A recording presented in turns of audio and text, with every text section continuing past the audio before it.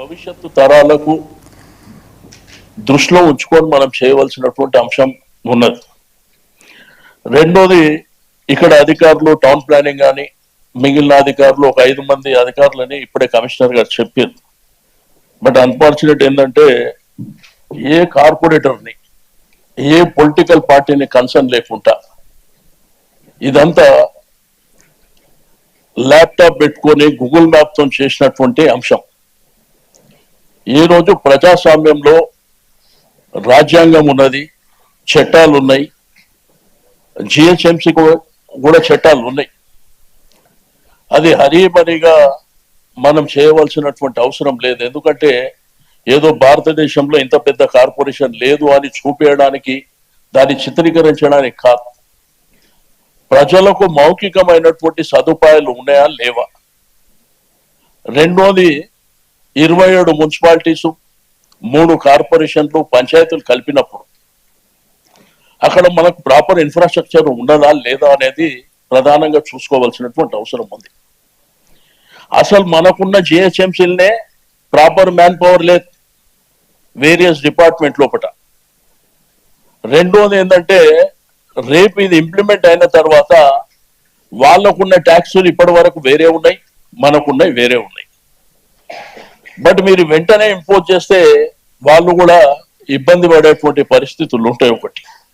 రెండోది, మా మాట ఇక్కడ బీజేపీ మిత్రులు ఉన్నారు, కాంగ్రెస్ మిత్రులు ఉన్నారు, మా ఎంఐఎం మిత్రులు, మేము ఇంతమంది ఉన్నాం. నేను మేయర్ గారికి రిక్వెస్ట్ చేస్తున్నా, మీ గుండె మీద చేసుకొని, లేదు డిప్యూటీ మేయర్ గారి గుండె మీద చేసుకొని చెప్పండి, కనీసం మీకు ఇన్ఫర్మేషన్ ఉందా. మరి మీకు ఇన్ఫర్మేషన్ లేకుంటే ఇంత పెద్ద కార్యక్రమాన్ని ఇప్పుడు మీరు గతంలో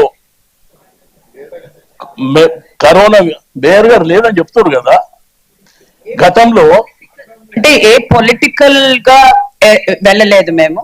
సో ఆఫీసర్స్ చేశారు థింకింగ్, దెన్ దే ఇన్ఫార్మ్డ్ అస్. చేశాక యునో అది గెజెట్ లోపల వచ్చింది అంతే. నేనేమంటున్నా అంటే మేయర్ అనేది పొలిటికల్ కాదు మేడం, మేయర్ అనేది పొలిటికల్ కాదు. మీరు ఇక్కడ ఉన్న అంటే ఈ రోజు సభలో నేను కూడా ఒక కార్పొరేటర్ గా నేను అనుకున్నాను కాబట్టి, అంటే even I should have been known అని నేను అనుకున్నాను. నా రిక్వెస్ట్ ఏంటంటే మీరు ఈ 150 149 మంది మీతో కలిపి 150 మందికి మేయర్, ఇన్క్లూడింగ్ మా ఎక్స్ ఆఫీషియల్ మెంబర్స్ కూడా మీరే మేయర్. మీరు గతంలో మీరు చూసారు, మీ ఆధ్వర్యంలో కరోనా వైరస్ వచ్చినా గానీ లేకపోతే సిటీల వరదలు వచ్చినా గానీ మనం ఏదైనా డిసిషన్ తీసుకుంటే అందరం కలిసి కూర్చొని తీసుకున్నాం తప్ప ఇండివిజువల్ గా ఎక్కడ తీసుకోలేం మేడం. అందుకనే మిమ్మల్ని ఏమంటున్నానంటే దట్ ఈస్ ద రీజన్. ఈ రోజు ఎప్పుడైతే మనకి తెలవంగానే కూడా మేము ఒక స్పెషల్ మీటింగ్ కండక్ట్ చేసింది దాని గురించే. అందరం టుగెదర్ ఒక డెసిషన్ తీసుకోవాలి. ఎవ్రీ కార్పొరేటర్ ని నేను అంటే గౌరవిస్తూ ఈ రోజు అందరి ఆవేదన కూడా మేము వినాలనేసే ఈ రోజు మీటింగ్ కండక్ట్ చేయడం జరిగింది. So I hope you all understand. నా రిక్వెస్ట్ ఏంటి మేడం, నిన్న కమిషనర్ గారిని మేము కలిసినాం, వారికి కూడా రిక్వెస్ట్ చేసినాం. ఎందుకంటే 2 రోజులైనా పర్వాలే, ప్రతి కార్పొరేటర్ మాట్లాడాలి కంపల్సరీగా. అది 10-15 నిమిషాలు మాట్లాడాలి. ఎందుకంటే ప్రతి ఒక్కరికి ఆ ఇబ్బంది ఉన్నది. సేమ్ టైం ఈ 150 కాకుండా మిగిలిన 150కి కూడా వాళ్ళు కూడా మాట్లాడాలని నేను నిన్న రిక్వెస్ట్ చేసిన. మల్లారెడ్డి గారు, మరి అదే విధంగా ఇక్కడ ఇబ్రాహీంపట్నం కానివ్వండి, ఇక్కడ చేవెళ్ళ కానివ్వండి. ఎందుకంటే వాళ్ళకు కూడా రిప్రజెంట్ చేసిన వాళ్ళు వాళ్ళ టర్మ్ అయిపోయింది కాబట్టి కనీసం ఎమ్మెల్యేలు ఎంపీస్ ఉన్నారు కాబట్టి వాళ్ళనన్నా అంటే వారిని కూడా ఇన్వైట్ చేసి సంతోషం. ఒక్క మేడ్చల్ నియోజకవర్గంలో మేడం మీకు తెలియదు కాదు, 3 కార్పొరేషన్లు 7 మున్సిపాలిటీస్. రెండోది, ఓటింగ్ కూడా ప్రపోర్షనేట్ గా లేదు. ఒక దగ్గర 18,000 ఉంటే రెండో దగ్గర 57,000 ఉన్నాయి, 70,000 ఉన్నాయి. ప్రపోర్షనేట్ గా వేరియేషన్ ఎంత ఉండాలి? 5% వేరియేషన్ ఉండాలి. రెండోది, ఉస్మానియా యూనివర్సిటీ పక్కన బాగ్లింగంపల్లి ఉంది మేడం. అది ఒరిజినల్ గా మేము చిన్నగా ఉన్నప్పటి నుంచి ఇప్పటి వరకు అది బాగ్లింగంపల్లి, బాగంబర్పేట్. ఆ బాగంబర్పేట్ ని డిడి కాలనీ అని చెప్పేసి అదొకటి అబ్జెక్షన్ చెప్పినాం. మోండా మార్కెట్ విషయంలో కూడా అబ్జెక్షన్ కూడా చెప్పినాం. అయితే ఇవన్నీ అంశాలు ఏంటంటే మాకంటే ఎక్కువ కార్పొరేటర్లకు ఐడియా ఉంటుంది. కాబట్టి కార్పొరేటర్లు వాళ్ళకు అవకాశం ఇచ్చినప్పుడు వాళ్ళు మాట్లాడడానికి అవకాశం ఉంటుంది ఒకటి. రెండోది, ఇంత పెద్ద నిర్ణయం ఈ రోజు ఏంటంటే జనాభా ఒకప్పుడు ఓన్లీ హైదరాబాద్ ఉన్నప్పుడు మనకు ఉన్నటువంటి జనాభా, మనకు ఉన్నటువంటి ఫెసిలిటీస్ కూడా 5 లక్షల వరకు ఉండే. సరే, కాలక్రమేణా విస్తరించింది, పెరిగింది. రెండోది, మన కమిషనర్ గారు చెప్తుండ్రు, ఇప్పుడు గవర్నమెంట్ ఆఫ్ ఇండియా కూడా ఒక ఆర్డర్ చేసింది కులగణన జరగాలి, దాంతో పాటు ఇది లింక్ చేస్తాం. ఇది ఒక హిస్టారికల్ నిర్ణయం. ఇది దానికి దీనికి లింక్ చేయవలసినటువంటి అవసరం లేదు. ఎందుకంటే బౌండరీస్ కూడా చాలా మారిపోయినాయి.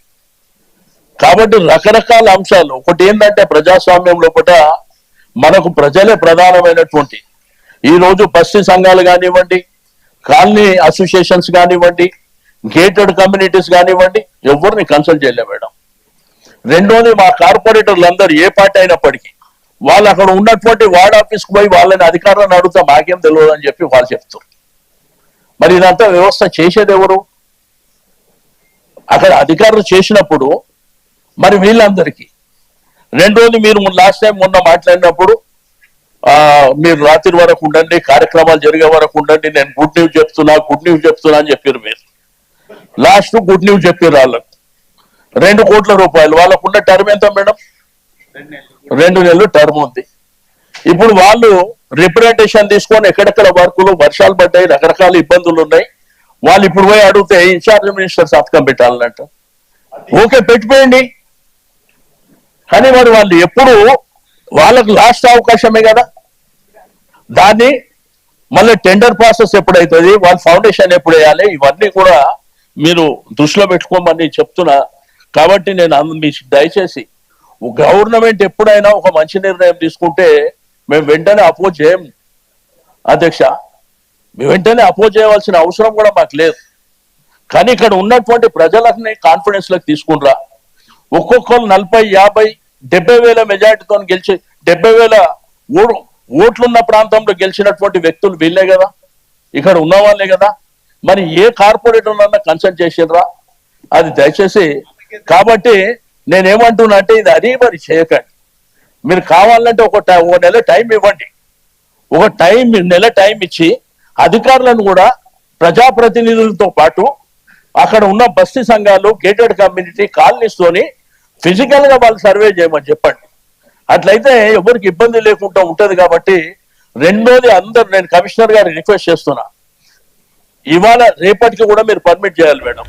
ఎందుకంటే ఫోన్ ట్యాపింగ్ కేసులో కీలక నిందితుడు